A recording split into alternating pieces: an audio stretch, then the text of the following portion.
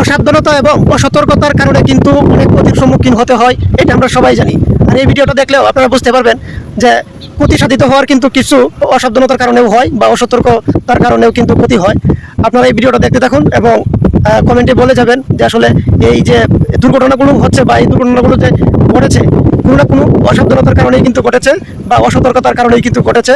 প্রত্যেকটা দুর্ঘটনাকে আপনি একটু মন দিয়ে দেখুন আর একটু ভাবুন যে আসলে হয়তো অল্পের কারণে একটু সাবধান থাকলে এটা হইতো না, বা বেশি কিছুই কিন্তু অতিরিক্ত কোনো কিছুই ভালো না।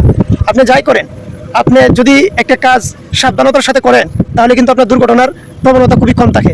আর যদি যেটা মানে উন্মাদ হয়ে করেন, বেপরোয়া হয়ে যদি কোনো কাজ করেন, তাহলে সেই কাজটার মধ্যে আপনি কিন্তু দুর্ঘটনা ঘটার সম্ভাবনা সবচেয়ে বেশি থাকে।